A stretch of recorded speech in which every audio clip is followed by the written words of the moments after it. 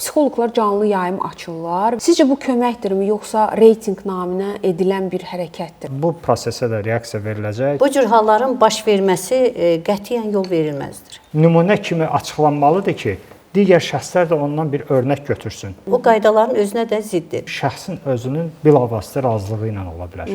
Bu qeyri-qanuni bir əməllərdir. Bu məlumatları da tam açıqlamaq olmaz. Maarifləndirmə çox güclü olmalıdır ki, insanlarımız bu səhvləri vaxtında görsünlər. Demək, əziz izləyicilər, bizim verilişimiz bitdi artıq. Qanun Qayda efirdə idi ARB kanalında. Efirin düzdür saatı dəyişib saat 5-ə. Bu barədə izləyicilərimiz də çox şikayətdə bulundular. Amma yeni rubrikamız bildiyiniz kimi artıq efirə gedir və YouTube kanalımızda gedir bu rubrika. Qonaqlarımız verilişdən sonra belə gözəl bir çay süfrəsində biz daha bir səmimi söhbət eləyirik. Düzdür, keçən rubrikadan sonra bəzi kommentlər yazıldı ki, deməklə çıxır ki, verilişdə ekspertlərin səmimi deyil.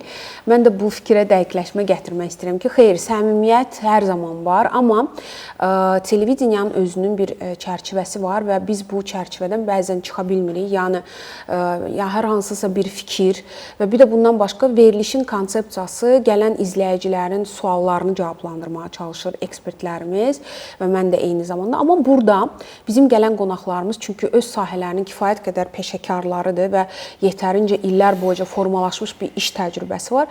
Düşünürəm ki, çox faydalı, subyektiv də olsa öz fikirlərini bildirirlər və mən düşünürəm ki, bu da sizin üçün, izləyicilər üçün kifayət qədər gözəl bir material olur. Həm düşünməyə, həm analiz etməyə, həm də hər hansı bir sual yaranırsa bu müzakirə elədiyimiz mövzuya dair düzgün cavab tapmaq. Və mən də sizə ilk növbədə yenə də təşəkkür edirəm ki, bazar günü gəldiniz, gözəl bir veriliş oldu düşünürəm. Sizin bilikləriniz, cavablandırdığınız suallar faydalı oldu hər izləyicimiz üçün. Amma bu rubrikamız bizim biraz fərqlidir və burada daha çox subyektiv fikirlərinizi almaq istəyərdim bundan əlaqəli. İlk sualım, ümumiyyətlə biz gördük ki, psixologiya ilə nə dərəcədə aktual məsələdir və nə qədər şikayətlər var bundan əlaqəli. Gələn suallar platformadan da görsənir ki, izləyicilərimiz də öz narazılığını bildirirlər və burada demək ki, hər şey güllü-gülistan deyil. Biz də sizdən bu qərara gəldik. Amma bir neçə sual var ki, bunu istərdim ki, ilk, məsəl üçün, Mənay xanıma bir sualım var ki, biz görürük ki, son vaxtlar sosial şəbəkələrdə psixoloqlar canlı yayım açırlar və bu canlı yayımda hər hansı bir şəxsin ona aid olan travmaları açıq müzakirə eləyirlər, açıq danışdırırlar. Bu, məndə də bir şəxs olaraq maraq yaradır ki, nə dərəcədə doğrudur və sizcə bu köməkdirmi, yoxsa reytinq naminə edilən bir hərəkətdir? Yəni, Mənay xanım, sizin fikriniz mənə maraqlıdır bu məsələdə. Bir daha salam Müsalə xanım. O qədər gözəl bir mövzuya toxunmuşsunuz ki, hamımızın ürəyimizdən olan bir mövzudur. Cavablandırmağa da cəsarətimiz var, necə deyərlər, haqqımız vardır. Bu cür halların baş verməsi qətiyyən yol verilməzdir. Mümkün deyil. Pasiyentə növbəti psixoloji travmanın verməsinə səbəbkardır. Həmin əgər o psixoloq elə bir səhvə yol verirsə, səhv sayardıq onu. Demək olar ki, yeni bir travmaya səbəb ola bilər. Psixoterapiyanın qaydalarına tamamilə ziddir. Qanun bir tərəfdən psixoterapiyanın özünün qaydaları vardır. O qaydaların özünə də ziddir. Psixologiyanın qaydaları dedikdə, hər bir psixoloqun qarşısındakı pasiyentə empatiya hissi, şəffaflıq, hörmət etmək, könüllülük, məxfilik kimi müəyyən qaydalar var ki, psixoloq daima ona nəzarət eləməlidir, özündə onu görməyi bacarmalıdır. Çox təəssüflər, əfsuslar olsun ki, hamımızın rastlaşdığımız məqamlar var. Sosial şəbəkələrdə psixoloq pasiyentlə olan bütün söhbətləri necə deyərlər, açıq yayır. Hətta canlı efir açır öz Instagram səhifəsində. Bəli, tamamilə ziddir. Ona biz peşəkar psixoloq deyə bilmərik heç vaxt. Çünki peşəkar psixoloq bu qaydaları bilmirsə, ümumiyyətlə pasiyent qəbul etməməlidir. Yəni, psixoloqun etik normaları, terapiyanın özünün qaydaları var. O normaları, o qaydalara yiyələnməyibsə, artıq burada dayanmalıdır. Mən də elə düşünürəm. Hətta mənə bilirsiz hansı məqam maraqlıdır? Məsəl üçün bəzi psixoloqlar deyirlər ki, biz pasientlərin öz razılıqlarını almışıq bu sahədə, icazə bir növ almışıq. Amma mənə bir vəkil kimi də maraqlıdır ki, psixoloqa müraciət edən şəxsin ümumiyyətlə psixoloji bir problemi var, mövcuddur. Bunun razılığı da sabah məncə məhkəmədə mübahisələndirilməsi çox rahat olan bir məsələ ola bilər. Yəni o deyə bilər ki, mən psixoloji bir travma yaşayırdım, hətta o razılığım da nə dərəcədə belə açıq, aydın formada verilməsi yenə də bir sual yaradır deyə düşünürəm.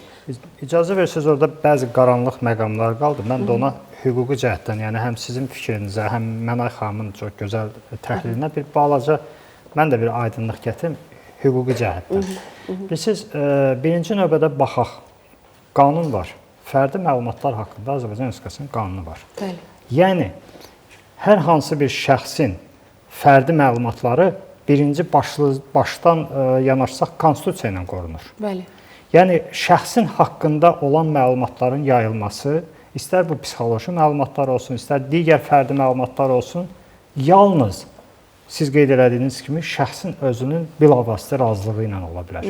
Bəzən də elə olur ki, bu psixoloji müayinə subyektlərinə aid edilməsə də, digər, məsəl üçün, biz adətən tibb verilişləri aparırıq deyə, yəni tibbi sağlamlıq üzrə müayinə subyektlərin, yəni pasientlərin, onların bəzən özləri iqtidarında olmadığı halda yaxın qohumlarının razılığı ilə də ola bilər bu hallar ki, yalnız bilavasitə yazılı razılığı olmalıdır onun əsasında o məlumatların verilməsinə.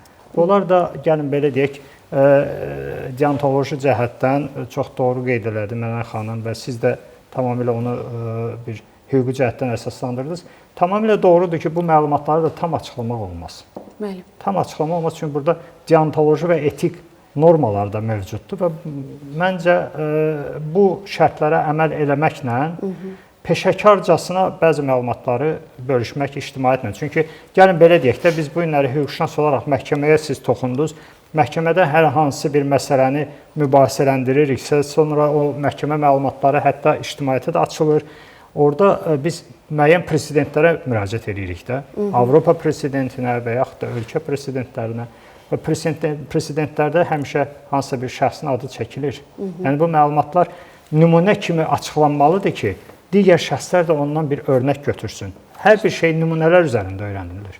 Ona görə mən yenə toxunuram ki, fərdi məlumatlar haqqında qanunvericiliyin tələbləri qorunmaqla bəzi məlumatları açıqlamaq olar. Mən burada bir balaca həm sizin fikirlərinizi təsdiq edim, həm də bir balaca oponent kimi çıxış elədim. Yəni bu dəyirmi masada. Bura bir balaca əlavə eləyərdim. Elə hüquqşünas kimi siz də bunu dəstəkləyərsiniz. Psixoloji yardım haqqında Azərbaycan Respublikasının 7 dekabr 18-ci ildə qəbul olunmuş qanunu var. Bəli. O qanunda məxfilik və könüllülük kimi prinsiplər açıq-aydın göstərilib və verilib. Hər bir psixoloq pasientlə görüş zamanı ilk öncə, yəni biz mərkəzimizdə onu həqiqətən də reallaşdırmışıq, elə qurulan gündən pasient içəri girəndə ilk görüşdən onun məxfilik və könüllülük prinsipi haqqında məlumat veririk. Və onları aydınlaşdırır və deyirik ki, sizin haqqınızda əgər siz istəməsəniz heç bir məlumat buradan kənara çıxa bilməz. Yazılı şəkildə hətta oxutdururuq. Yəni bəzən görürsən ki, oxumağa hövsələsi olmayan insan olur, biz onun izahını veririk. Əsasən könüllülük və məxfilik prinsiplərini onlara tam aydın şəkildə başa salırıq. Yəni məlumatı olsun ki, əgər bir halda pozula bilər, bizim qanun da onu göstərir.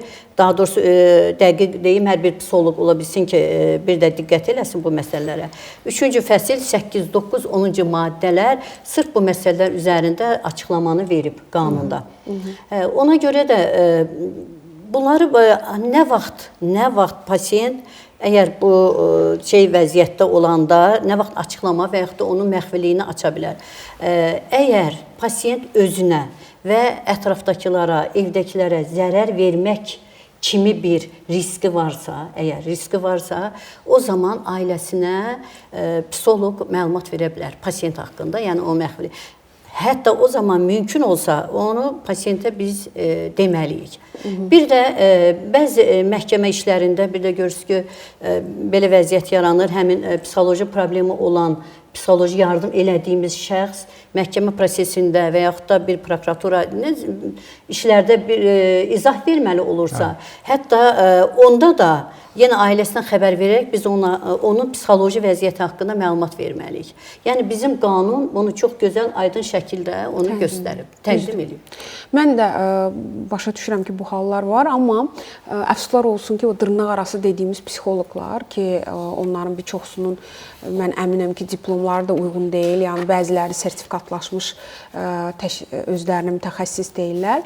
Amma mən yenə düzümü izləyicilərimi tutub deyirəm ki, yəni bu bir zarafat deyil və sizi inandırım ki, hər nə qədər bir cərrahın önəmi varsa, bir o qədər də yaxşı psixoloqun insan həyatında rolu ola bilər. Və bu yaxında bir keyslə rastlaşdım ki, yetkinlik yaşına çatmayan uşaqlarla işləyən bir psixoloq, böyük ehtimal ki, özündə də bir problem olub, yetkinlik yaşına çatmayan uşaqlarını öz ailəsinə qarşı, bunun daimi qəbul olunub, məktəbdən yönəldirlərmiş bunun yanına, öz ailələrinə qarşı məhz aqressiya yaradırmış uşaqlarda. Sonra əlbəttə ki, bu məhkəmədə bir neçə valideyn şikayət edib araşdırmaya başlayanda artıq özləri həkimlər müəyyən qoyurlar ki, bunun özünün bir diaqnozu var imiş.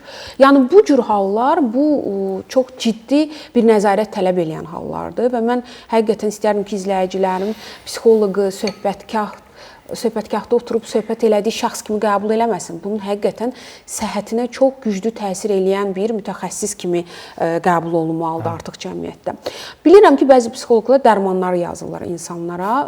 Səhv eləmirəmsə, bunu psixoterapevtlər daha çox yazırlar. Amma inanın ki, gələn suallardan da görürəm ki, psixoloqlarda dərmanlar yazılır. Yəni bunlar qomeopatiya deyilir buna. Güya ki, yüngül dərmanlar, el içində ot məişəli və s. Amma bu nə dərəcədə doğrudur və bu dərmanın necə təsir eləyir pasientlərə və ümumiyyətlə biz bugünkü mövzumuz bizim psixoloq həkimdirmi? Yəni psixoloq ümumiyyətlə həkim sayıla bilirmi? Bu fərq nədir? Yəni kim psixoloq ola bilər? Və bunlar dərman yaza bilirlərmi? Bu dərmanlar hansı qanunla tənzimlənir? İstərdim ki, Hikmət müəllim, siz bu barədə fikir söyləyəsiniz. Mən istəyirəm əvvəl cavab verim. Psixoloq həkimdirmi? Sonra siz qanuni cəhətdən Buyurun. Əlbəttə ki, buyurun. Deməli, psixoloq həkimdirmi? Qətiyyən deyil. Psixoloq, yenə də bizim qanuna necə də müraciət eləsək, orada ilk anlayışlar bölümündə psixoloqun tərifi verilib. Psixoloq, psixologiya elmi üzrə ali ixtisas almış və yaxud da Azərbaycan Respublikasının təhsil haqqında qanununun müvafiq bölməsinə uyğun əlavə təhsil almış ali təhsilli mütəxəssisdir. Yəni ali təhsil mütləqdir. Yəni ali təhsil olmasa, necə deyirlər, ilk qayda, ilk qəbul olunması mütləqi ali təhsilin olmasıdır. Ondan sonra söz yox ki, psixoloqlar kənarda da təhsil ala bilirlər, magistr dərəcəsi ala bilirlər. Psixoloqun dərman yazması, sizin sualınıza gəlim, dərman yazmaq qətiyyən doğru deyildir. Həkim tibbi ali məktəbi qurtarmış, xəstəliklərini müayinə edir, dərmanla müalicə edir. Bu bir kəlmə, yəni bir cümlə ilə həll olunur da bu. Amma psixoloqun qətiyyən belə bir haqqı yoxdur. Əgər yazırsa, insanlarımıza da buradan çatdıraq, psixoloq sizə dərman yazırsa, durun və oradan çıxın gedin. O psixoloqun haqqı yoxdur, bir dərman və yaxud da bir resept yazsın. Bu doğru deyil. Biz də eşidirik, amma tamamilə haqsızdılar. O zaman mən düz başa düşdüm, Mənə xanım dediyinə görə psixoloqların hüququ yoxdur dərman yazmağa. Bir də bir şey var ki, Vüsalə xanım, insanlarımız psixoloq və psixiatr terminlərini ola bilsin ki, biraz qarışdırırlar. Psixiatr kimdir? Psixiatr tibbi ali məktəb bitirmiş, tibb elmi üzrə, ali məktəb universiteti bitirmiş həkimdir. O psixiatriya ixtisası ilə məşğul olandan sonra ikinci psixiatriya ixtisasına yiyələnir və ondan sonra onun müalicəsi həm psixoloq kimi, həm də psixiatr kimi dərman müalicəsi aparır. Bir də bir məsələ var ki, burada psixiatrda psixologiyada olduğu kimi duyğu, düşüncə, davranışlar üzərində tədqiqatlar aparır, insanların psixi problemlərini araşdırır. Ona görə də psixiatr orada dərman yazmaq haqqı var, hüququ var, amma psixoloqun qətiyyən yoxdur. Maraqlı bir məqama toxundu Mənə xanım. Əlavəniz varsa? Buyurun. Təbii ki, icazə versəz. Buyurun, buyurun. Aslında Sual sizə idi, düzdür? yox, yəni çox Mənə xanım çox gözəl izah elədi, amma mən bir balaca Hüquqi tərəfini deyəcəm. qısa və lakanik onun hüquqi tərəflərini Bəli, deyəcəm. Siz sualı qoydunuz ki, psixoloqun dərman yazmaq hüququ varmı? Mən bir mənalı şəkildə deyəcəm ki, yox. Nə üçün? Və yoxu bir kəlmə ilə izah edəcəm. İnzibati Xətalar Məcəlləsinin 215.1 maddəsi var. Və o bir maddədə birbaşa yazılır. Psixoloqun dərman yazmasına görə məsuliyyət. Yəni birbaşa. Doğru. Birbaşa. 215.1. Yəni maddədə yazılır ki, psixoloqun dərman yazmaq səlahiyyəti yoxdur. Yəni ona görə Bu cümləni altdan qırmızı ilə vurğulayaq izləyicilərimiz Bəli, üçün ki, yəni psixoloq sizə çox dərman yaxşı yazırsa, demək bu şəxs qanun pozuntusu. Bəli, Bəli, orada da izah edir. Fiziki şəxslər üçün müəyyən məbləğ var, vəzifəli şəxslər üçün və eyni zamanda hüquqi şəxslər üçün nəzərdə tutulubdur. İndi gəlirəm qısaca bir kəlmə deyim. Mənə xanım ayırdı, amma biz verilişimizdə də o məsələyə toxunmuşduq. Geniş ətraflı izah eləmişdik, amma yenə də mən bir balaca bu rubrikanı izləyicilər üçün aydınlıq gətirim. Var psixoloq, var psixiatr və var bir anlayışda psixoterapevt. Mən icazə verin onların qırmızı cizgilərini göstərim. Psixoloq sosial elm var, psixologiya elmi. O ona məşğul olan şəxslərdir və Mənə xanım qanunda dedi, mən onu təkrarlamayacağam. Psixoloqun kimlərdən ibarət olması. Orada 3 təhsil pilləsi var. Bakalavr, yəni bu Bakı Dövlət Universitetinin Sosial Elmlər Fakültəsində baza təhsili almış şəxslərə aiddir. Var magistratura təhsili. Bakı Dövlət Universitetinin yenə Sosial Elmlər Fakültəsində təhsil alan, eyni zamanda Tibb Universitetində magistratura təhsili yaradılıb. Tibbi, kliniki, tibbi və yaxud da kliniki deyirlər ona. Hər iki adda doğru ad sayılır. Psixoloqlar. Hansı ki, bunlar şəxslə bir problemləri olan fərdi şəxslərlə. Amma sosial və eyni zamanda var psixoterapevt. Psixoterapevt sonradan ixtisaslaşmış psixiatr da ola bilər, həkim psixiatr və ola bilər psixoloq, psixoterapevt. Yəni hər ikisinə aid edilir bu ifadə. Doğrudur Mənə xanım. Amma psixiatrla psixoloqun fərqini çox gözəl dedi. Mən onun qanun tərəfini qısaca deyim. Psixiatr Azərbaycan Respublikasının əhalinin sağlamlığının qorunması haqqında qanun tələblərinə və özəl tibbi fəaliyyət haqqında qanun tələblərinə görə ali tibb təhsili almış və sonradan isə rezidentura təhsili ilə psixiatr kimi ixtisaslaşmış şəxslərdir. Psixoloqlar isə qeyd elədiyimiz kimi, təkrarçı olmasın, sosial elmlər üzrə təhsil almış və sonra magistratura təhsilini öz seçiminə görə Tibb Universitetində və yaxud da Bakı Dövlət Universitetində davam etmiş şəxslərdir. Bunların fərqi də ondadır ki, hər ikisi insanın ruh halı ilə məşğuldur. Sadəcə olaraq biri tibbi nöqteyi nəzərdən, digəri isə onun belə deyək, stres vəziyyəti, yəni hansısa bir duyğu pozuntuları halları ilə bağlı onunla profilaktiki söhbətlər aparmaqla o vəziyyətdən çıxarmağa, yəni fokuslanmış nöqtə istiqamətləri fərqlidir. Və hər ikisi insanın qeyd elədiyim kimi ruh halını. Amma psixoterapevtlər, yəni qanunda da yazır, Mənə xanımın istinad elədiyi psixoloji tibbi yardım haqqında qanuna görə psixoloqlar faktiki olaraq klinik psixoloqlar birbaşa terapiya ixtisası almış şəxslərdir ki, yəni bunlar ona terapi yardım göstərirlər. Mən çox uzatmayım, qısaca mənə elə gəlir ki, daha aydın. Yaxşı, bəs onda Hikmət müəllim vurğuladınız bu məqamları, amma gəlin etiraf elə ki, mən də əminəm siz də hər gün görürsüz, sosial mediadan bu kurs bitirən psixoloqlar var ki, açırlar canlı efirdən, məsləhətlər verirlər, nə bilim tövsiyələrini bilirlər bu fərqli insanlara ki, canlı yayımda müzakirədə altda yazır. Sizcə o zaman elə çıxır ki, bu qeyri-qanuni bir əməllərdir və niyə o zaman misal üçün cəmiyyət burada belə aktiv iştirak eləyir, izləyicilərin sayı, mən indi ad çəkmək istəmirəm, milyonları keçən psixoloqlarımız var. Mən sizə belə deyim, Rüsalə xanım, sual həqiqətən çox maraqlı və düşündürücü sualdır. Gəlin bugün belə yanaşaq da, cəmiyyətimiz artıq həm müvafiq icra hakimiyyəti orqanları tərəfindən, eyni zamanda da cəmiyyətin üzvləri tərəfindən artıq bir maariflənmə başlayıb. Artıq bir proseslərə reaksiya verilmə başlayıb. Elə bu gün bizim bu rubrikada bu məsələni müzakirə eləməyimiz artıq bu da belə deyək də ictimaiyyətin buna bir mövqeyidir, münasibətidir. Biz də ictimaiyyətin üzvləriyik. Biz də ictimaiyyətin arasından seçilmiş şəxslərik. Mənə xanım psixoloqdur və dəyərli respublikada tanınmış psixoloqdur. Biz vəkillər kollegiyasının üzvləriyik sizinlə, yəni hüquqşünaslarıq və artıq bizi bu məsələlər düşündürürsə, deməli mən sizə əmin edirəm ki, həm ictimaiyyəti düşündürür, həm də müvafiq qüvvələri, hüquq mühafizə orqanlarını, eyni zamanda aidiyyatı icra orqanlarını da düşündürür. Və mənə elə gəlir ki, çox yaxın vaxtlarda bu prosesə də reaksiya veriləcək. Çünki həddindən artıq bu günləri siz doğru qeyd elədiniz, ali təhsili olmayan, qanun tələblərini pozan, fərqli şəxslər var. Bəziləri peşə məktəbini qutarıb o şəxslər. Bəli. Bəziləri də özlərini hətta həkim adlandırırlar və onun üçün də qeyd edeyim, orada təkcə dərman yazmaqdan başqa o qanunsuz tibbi, özəl tibbi fəaliyyətlə məşğul olan şəxslər üçün də 210.1 ilə İnzibat Xətalar Məcəlləsində məsuliyyət tutulub.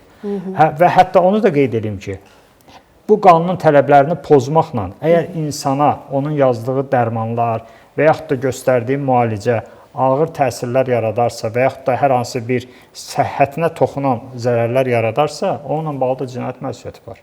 Bu məsələdə istəyirəm Mənay xanım aydınlıq gətirsin.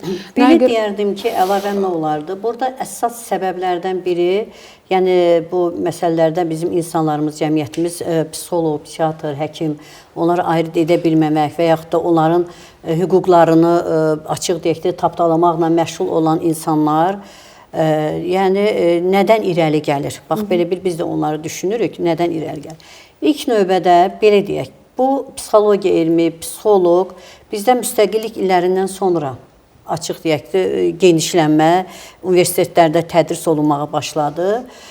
Hardasa bir 30 il deyək. Yeni sahədə müəllimlərə keçirilirdi bir fən kimi. Bəli, fən kimi keçirilirdi, bəli. Amma ixtisas olaraq, bəli, bizdə də hüquqi psixologiya. 82-ci ildə mən ilk universitetimi bitirmişəm, orada keçirilib. Maraq da amma bir dərs olaraq bir semestr keçirilirdi, dayanırdı. Amma müstəqillik illər 90-dan başlayaraq artıq universitetlərdə dərslər, fakültələr açıldı və psixologiya elmi daha geniş tədris olmağa başladı. Ondan sonra da psixoloqlar yarandı. Bir məsələ odur ki, biz yeniyik. Hər bir yeniliyin adaptasiyası hər bir sahədə. Adaptasiyası müəyyən illər aparır, vaxt aparır. Bu da bizdə indi halda bu həmin necə adaptasiyanı keçirik, qutarırıq. Demək olar ki, bəlkə də bir 5 ilə, çox deməzdim, bəlkə də 10 ilə yaxın tam oturuşacaq. Avropada hər bir ailənin vəkili, psixoloqu olduğu dövrdə biz yeni başladıq. Biz buna diqqət edək. İkincisi də maariflənmənin zəif olması. Müəllim düz dedi, maariflənmə həqiqətən də psixologiya sahəsində çox-çox zəifdir. Əsasən bölgələrdə. İndi mərkəzdə belədir ki, axırı hardansa kimsə yeni bir doğru düzgün bir yol tapıb, gəlib bir normal psixoloqun yanına girə bilir. Amma bölgələrdə isə bu mümkün deyil. Bəs yaxşı, bu normal psixoloq dediniz, ha? Bəli. Özü də belə bir qəribə ifadə olur, amma doğrudan da reallıq budur.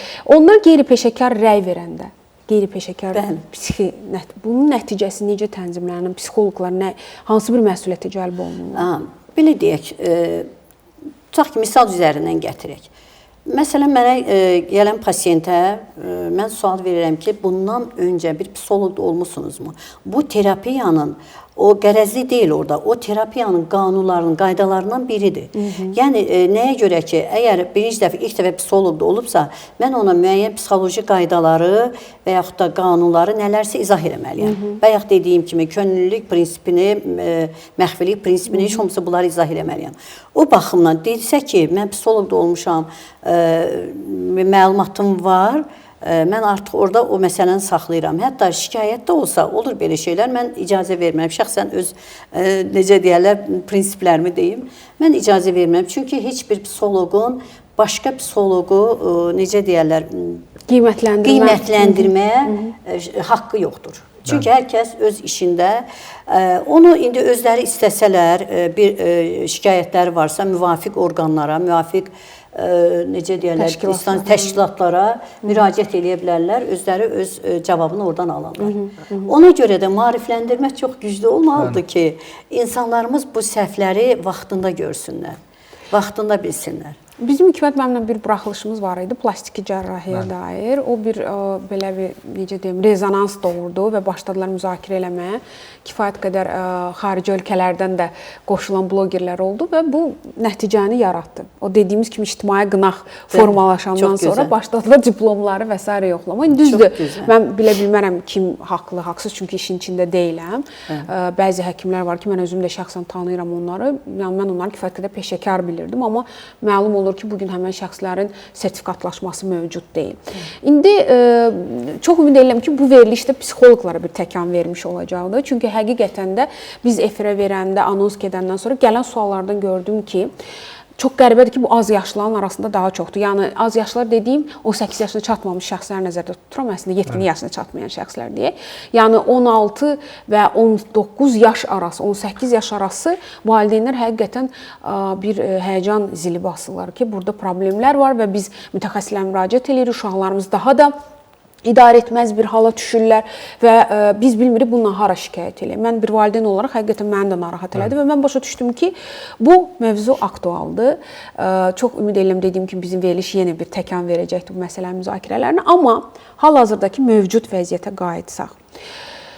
Ümumiyyətlə, psixoloji rəyə münasibət. Yəni, biz bilirik ki, məhkəmə praktikasında da buna müraciət edirik. Yetkinlik yaşına çatmayan. Bəli, yetkinlik yaşına çatmayan uşaqlar ən çox məsələn, ata-ananın yanında qalacaq, ananın yanında qalacaq. Artıq psixoloji ekspertizə başvurmaların da sayı artıb yəni bu arada.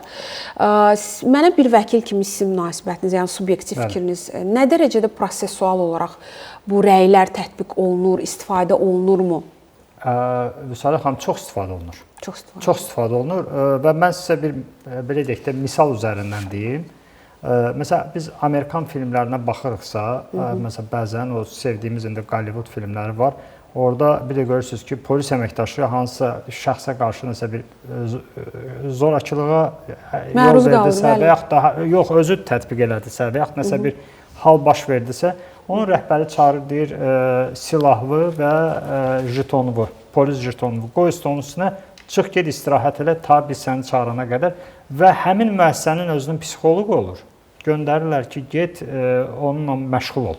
Bəli, çox gözəl təcrübədir bu arada. Müəssisədə psixoloqun var olması. Müəssisədə psixoloqların olması və nəticədə artıq onun, həmin psixoloqun rəyi nəticəsində onun yenidən xidmətə qayıdıb-qayıtmaması məsələsi həll olur. Bu çox önəmli bir məsələdir. Və bir misal da deyəcəm, məsəl üçün, insan deyək ki, nəqliyyat hadisəsi törədir, ya nəsə bir şey baş verir, yoxlayırlar ki, alkoqoldan istifadə edib, ondan sonra reabilitasiya üçün göndərirlər onu, yığışırlar, oturur, durur ayağa, mən filan kəsəm və mən spirtli içkilərin düşkünüyəm, nə bilim, nəyəm, o yoldaşlara hamısına danışmalıdır. Və bunun həqiqətən çox ictimaiyyətin qarşısında bir tərbiyə formasıdır. Önəmlidir. İnsan özündə o bariyeri aşır. Yəni o bəzi komplekslərini aşır və nəticədə yəni bu psixoloqun rəyindən sonra onun yenidən sürücülük vəsiqəsini əldə edib yenidən o nəqliyyatı idarə etməyə qayıtması prosesləri yaranır. Amma bu günləri mən sizə özümüzdə baş verən prosesləri göstərim. Elə uzağa getmək, Cinayət Məcəlləsinin tərkibində cəza növləri var. Tibbi müəssisəyə yerləşdirmə. Orada psixoloqun nəzarəti altına verilmə məsələləri var. Həmin o psixoloqun nəzarəti altına verildikdə, yəni xüsusilə də yeniyetmələrə daha çox şamil olunur və onlar həm valideynlərin, həm də psixoloqun nəzarəti altında müəyyən reabilitasiya keçirlər. Və o reabilitasiyanın nəticəsində o rəyin böyük qüvvəsi var. Və məsələn, uzun müddət baxın, əlavə cəza növü kimi müəyyən vəzifə tutmaqdan və yaxud müəyyən fəaliyyətlə məşğul olmaqdan kənarlaşdırmaq. Yaxşı olar ki, həmin dövr ərzində bizdə də tətbiq olunsun ki, o dövrdə onunla psixoloq məşğul olsun. Yəni psixoloq bir rəy versin. Məşğul olub nəticədə rəy versin. Bilirsiniz nəyə görə? Çünki baxın, adam birinci növbədə buna yanaşaq ki, birdən-birə vəzifəsindən kənarlaşdırılır. Birdən-birə fəaliyyətindən həkimdir, deyək ki. Yəni əlavə bir stres yaşayır da faktən. Bəli, stresin üstünə stres. Yəni əlavə olaraq bu adam yenidən bir stres ki, yəni mən həkiməm, mən öz fəaliyyətimlə məşğul ola bilmirəm, mən pasientlərimlə görüşə bilmirəm, mən həyatımı itirdim. Bunun psixoloqa ehtiyacı var da. Bəli. Bəli. Razısınız mənə Bəli, xanım? bəli, Bu bəli. böyük bir və ona Belə görə deyirik biz travma üstünə travma. Bəli, Belə deyək. bəli, travma. Və yaxud da bunun bir tip psixoloji adı da var, posttraumatik stres pozuntusu. Bəli. Yəni travma alandan sonra onun bir də stresini yaşamaq. Belə bir şəxsiyyət pozuntusu kimi bir xəstəlik Tamamilə var. doğru. Onu posttraumatik stres pozuntusu. Mən ümid Bunu edirəm. işləmək lazım. Onu psixiatrla daha yaxşı işləyirlər. Dərman tətbiq olunur Bəli, və bu nəticə də yaxşı olur. Mənə xanım çox üzr istəyirəm. Mən ümid edirəm ki, bizim bu verilişimizə Vüsalə xanım dediyi kimi, yəni yenə izləyirlər, baxacaqlar və reaksiya verəcəklər. Çünki bu gün çox təəssüf hissi ilə deyirəm ki, yalnız Nazirlər Kabinetinin bir qərarı var. Ümumi təhsil müəssisələrində psixoloji yardımın göstərilməsi qaydaları. Yalnız təhsil müəssisələrindədir. Yəni hüquq mühafizə orqanlarında buna ehtiyac yoxdur. Var. Tibb müəssisələrində buna ehtiyac yoxdur. Yəni fabriklərdə, başqa özəl sektorda, istehsalat sahəsində buna ehtiyac yoxdur. Elə sahələr var ki, daha mənfi belə deyək də, Bəli. orada stres altında olur. Məsəl üçün elə doğrudan da hüquq mühafizə orqanları daimi stres altındadılar. Məncə onların da daha çox ehtiyacı var. Çox gözəl bir misal yadıma düşdü. Bir kitabda oxumuşdum. Deməli, Amerikada bir fabrikdə qısa danışım, bir fabrikdə işçilərin deməli nailiyyətləri azalmağa başlayıb. Görüb ki, həmişəki qaydalar, həmişəki, yəni onlara olunan güzəştlər, hər şey yerindədir. Motivasiya, hər şey. Niyə olub? Bunları psixoloq çağırıblar. Bütün bir insanlar, əsas da qadınlar da orada deyəsən fabrikdə işləyirdilər. Mən belə bir şey oxumuşdum. Onları psixoloq çağırırlar. Bir il yalan olmasın, bir il onları bir o insanların gündəlik həyat tərzini bunlar izləyirlər. Deməli, kimin evində problem olubsa, ailə münaqişələrində, ailə zorakılıqlarında həmin günü, həmin işçinin motivasiyası yox və işə yanaşma da demək olar ki, tamamilə zəifləyir. Bunun nəticəsində ümumi dəyən zərər fabrikə, məsələn, iş adamına daha çoxdur. Onlar ondan sonra qərara gəlirlər ki, burada biz çoxdan olmuş, bəlkə də 19-cu əsrdən gəlmiş məsələdir, bu yeni məsələ deyil. Yəni, Amerikada artıq psixologiya öz yerini tutub, bəlkə də bir əsrdən çoxdur. Yəni, o təcrübələr insana, məsələn, çox şeylər göstərir. Görürsünüz, onlar bunu eləyibsə, biz nə eləməyək? Bizdə də müəyyən müəssisələrdə, təşkilatlarda psixoloq ayırın, insanları dinləsinlər. Yəni, o evdə insan da ən çox evdən, ailədən və yaxud da küçədən də bir streslə işə gələ bilər. Həmin günü işləyən insanın iş motivasiyası nə qədər olar? Elə fikir qalacaq o hadisənin üstündə. O qədər önəmlidir ki, biz hər gün gündəlik həyatımızda irili xırdalı nə qədər hadisələrlə rastlaşırıq. Hər bir şey insanın idrakına, düşüncəsinə, duyğusuna təsir eləyir. Bu mümkünsüzdür. İşgəncələr qarşı komitə, BMT-nin komitəsidir. Yəni, əlavə kimi deyim. Məsələn, o komitənin əsas prioritetlərindən biri də elə budur ki, yəni, işgəncələrə qarşı mübarizə və psixoloji terror deyilən bir anlayış var. Psixoloji terror, yəni bu ümumiyyətlə artıq bütün dünyada, yəni bir çox Avropa ölkələrində, Amerikada, yəni tətbiq olunur. Və buna qarşı bizdə də belə deyək, qurbanlara qarşı bu işgəncə hallarına baş verəndə onlarla aparılır reabilitasiya məsələləri. Amma bunu ümumi ictimaiyyətdə aparmaq lazım. Bunu hər yerdə hiss eləməlidirlər. Və hətta mən sizə belə bir şey deyim, insanlarda deməli, hansısa bir hərəkəti eləməmişdən qabaq düşüncə formalaşmalıdır. Artıq ondan bir qorxu yaranmalı ki, bax, mən qayda pozuram, deyək ki, yol nəqliyyat qaydalarını pozuram, yol hərəkəti qaydalarını üzr istəyirəm, pozuram. Və bunun nəticəsində mənim müəyyən balı keçəndən sonra məni sürücülükdən kənarlaşdırıb reabilitasiyaya göndərə bilərlər. Uzun müddət mən psixoloqun yanına gedib gəlməli olaram, rəy almalı olaram və işlərdən kənarlaşmalı olaram. Bu qorxu da çox faydası olar cəmiyyətə. Hikayət mənim çox göşəng belə mövqeyə, elə bir şeyə toxundunuz ki, bax bizim şəhərimizdə deyək, bu taksi şoferlərindən gedir, sürücülərindən söhbət gedir. Bax, onlara həmişə mən hər dəfə taksiyə oturanda mən o fikirlə, necə deyərlər, belə dolanıram ki, bu insanlara, bu həqiqətən taksi şoferlərinə, sürücülərinə daha doğrusu bir psixoloq yox, belə əməli başlı bir kurs keçmək lazım, reabilitasiya lazım. Mən onun səbəbini üzr istəyirəm, Məmə xanım, çox sözünü kəsdim, mənim çox yaralı yerimə toxundunuz. 2020-ci ildə mən hələ o məsələlərə toxunmuşdum efirdə. Deməli, ümumiyyətlə taksi şoferi, indi bu günlərə artıq nazirliyin apardığı siyasət nəticəsində artıq onun qarşısı alınır tədricən. Amma faktiki olaraq baxın, əvvəllər necə idi? Taksi sürücüsü 8 saat yox, 18 saat işləməli olurdu ki, yəni evinə bir tikə çörək yaparsın. İndi də elədir. İndi də o proqramlara qoşulan bəli, bu proseslər, amma bu günlər şükür Allah artıq müvafiq orqanlarımız bununla mübarizə aparmağa başlayıblar. Müəyyən onu taksini fəaliyyətini bir peşə, artıq ki bir peşə fəaliyyəti kimi tənzimləməyə başlayıblar və artıq onlar kurs keçib sürücülük fəaliyyətinə məşğul olurlar.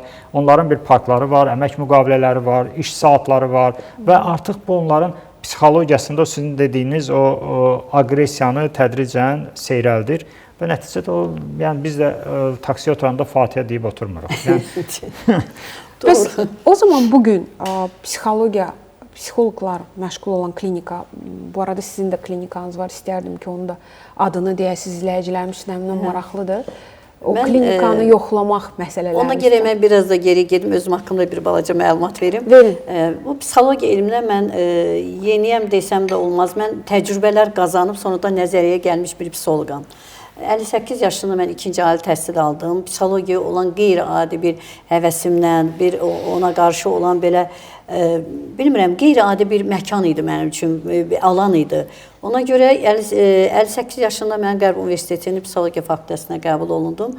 63 yaşında bitirdim və bitirəndən sonra da balaca bir klinika, mərkəz deyirik biz, Sirdaş Psixologiya Mərkəzi, onu açdıq. Adı da gözəldir, Sirdaş. Belə oradan gəlir ki, mən o məxfilik, mən bütün o şeyləri düşünərək eləmişəm. O məxfilik, könüllülük prinsipindən irəli gələrək mən insanlarımıza gələndə deyirəm ki, mərkəzin adı sizə nə verir, nə məna verir? Deyir, sir verməliyəm burada. Deyirəm, sir verməlisən, amma daş altda qalacaq burada. Hətta elə bir pasiyent olur ki, biz ondan, məsələn, o cür danışığımız da olur. Daş altda qalacaq və sonra da elmi əsaslı izahını verirəm o öz yerində. Sirdaş Psixologiya Mərkəzi, biz də dediyim kimi, yenə 21-ci ildə biz başladıq. Başlayan kimi də inanın ki, qanun stol üstü kitabımızdır. Azərbaycan Respublikasının çox sevimli bir qanunumdur. Çox, necə də riayət elədiyim. Əslində, yeganə sütunlardan biridir də psixologiya fəaliyyətində. Bəli, qanun üzərində qurulan heç nəyə xərər gələ bilməz. Hər bir, xüsusi bir orada çıxarış etmişəm. O çıxarışı hər bir pasiyentə göstərirəm və orada tanış olur, imzasını atır, bir psixoloq, bir də pasiyent özü. İmzasını atır və ondan sonra biz pasiyentlə işə başlayırıq. Beləsin, və sizin klinikanıza nəzarət edən bir təşkilat var? Yəni, gəlib qapını döyüb, bir sizin sertifikatlarınız, diplomlarınıza baxım deyən varmı? Yox, elə bir şey yoxdur. Biz vergi təşkilatları ilə, yəni mühasibatımız var. Sahibkar kimi fəaliyyət göstərirəm. Yoxdur, belə bir şey hələlik gəlib bizi soruşan olmayıb. Yəni bu baxımdan. Görürsünüz. Çox maraqlı suala toxundunuz. Bəli, Səlih xanım, siz fikrinizi tamamlayın, sonra mən... Yox, elə mən əslində istərdim ki, siz davam eləyəsiniz. Çünki burada... Deyim sizə, birinci növbədə psixoloq lisenziyalı fəaliyyət növü deyil. Bu olmalıdırmı? Olmalıdır. Olmalıdırmı? Olmalıdır. Məncə diplom olmalıdır, ona uyğun da lisenziya verilməlidir. Məncə olmalıdır. Əgər belə deyək də müəssisədə çalışmırsa, dövlət müəssisəsində çalışmırsa, təyinatla və yaxud da seçkili formada, yəni ora seçilməyən, yəni təyin olunmayan bir şəxs deyilsə, artıq özəl fəaliyyət göstərirsə, bu ictimaiyyətə biz bayaqdan müzakirə etdiyimiz məsələ var. Burada insanın ruh halının, ruh sağlamlığının müayinəsindən gedir söhbət. Məncə burada bu fəaliyyətin hansısa bir qurum tərəfindən, müvafiq icra orqanı tərəfindən, bu müvafiq icra orqanı da səhiyyə orqanı hesab edirəm ki, ola bilməz. Yox, səhiyyə orqanı. Səhiyyə təhsil müəssisəsidir. Çünki bu artıq daha çox sosial bir sahədir və təhsil orqanlarında fəaliyyət göstərir daha çox bu gün qanunvericiliyimizə görə. Amma ümumilikdə bunu da bir tənzimləmək lazımdır və eyni zamanda orada mən qeyd elədim, qanunsuz fəaliyyət məsələləri ilə bağlı da Mənə xanım da qeyd elədi ki, hələlik ki, bir dənə dövlət vergi xidməti, yəni buna sahibkar kimi fəaliyyətinə nəzarət edir. Başqa bir psixoloq kimi işləyirəm, həm sahibkar, həm psixoloq kimi belə fəaliyyətimizi göstəririk. Yəni mümkün olan, real olan nə qanunlar var, biz hamısına riayət edirik. Amma indi gəlin etiraf eləyək ki, izləyicilərim də bilir ki, mən heç bir zaman studiyaya özünü reklam eləmək istəyən peşəkarları heç bir zaman dəvət eləmirəm. Yəni bu bizim iş prinsipimizdir və burada sponsorluq məsələsi də heç bir təsir eləmir. Çünki verilişimizin sponsoru bir mənalı məhz bu halları aradan qaldırmaq üçün bu gün gəlin etiraf eləyək ki, bir sıra verilişlərimiz var ki, həkimlərdən yaxud peşəkar ekspertlərdən vəsait alıb reklam eləyirlər. Bizim verilişimizin iş prinsipi də budur. Ona görə də mən bugün deyə bilərəm ki, məhz sirdaş bugün bizdə bir istisna haldır. Biz bilirik ki, orada necə təcrübəli mütəxəssis, eyni zamanda rəhbər qismində və orada başqa da bildiyimə görə ekspertlər var, psixoloqlar. Amma gəlin etiraf elə ki, bugün hər yerdə bu vəziyyət deyil və bizim bugün müzakirəmizin yekununda da biz bir mənalı üçümüz də düşünürəm, həmfikir olduq bu sahədə ki, lisenziya mütləqdir və bu bir nəzarət funksiyası artıracaq və əlbəttə ki, ictimai qınaq. Yenə də biz bu qərara gəlirik, ictimai qınaq olmalıdır. Gördüyümüz kimi ki, bundan öncə də biz dedik, plastiki cərrahiyyə ilə əldə elədiyimiz nəticələr var ki, bu da mən hesab edirəm ki, cəmiyyətin əslində nəticəsidir. Çünki ictimai qınaq oldu, formalaşdı və biz bugün həmən bu qeyri-peşəkar, belə deyək, mütəxəssis dırnaq arasında desək onlara, biz gedib vəsait ödəyərək onları ayaq üstə tuturuq, onları məşhur eləyirik və bu insanlar da törətdikləri bu nəticədə insanlara ziyan dəyir. Həm psixoloji ziyan dəyir, bizim evladlarımızı aparırıq ora, atamız, anamız, qardaşımız, bacımız. Yəni bu məsələlər çox ciddi sual yaradır, düşündürürəm və bütün orqanlara, təşkilatlara əlbəttə ki, üzümüzü tutaraq deyirik ki, bu sahədə qanunvericilikdə olan boşluqlar təcili formada aradan qaldırılmalıdır ki, sirdaş kimi klinika, Mənay xanım kimi mütəxəssislər də arada qurban getməsin. Ona məsələn deyil, atalarda bir misal var, yaş quru dura-dura yaş yanmasın məsələsi.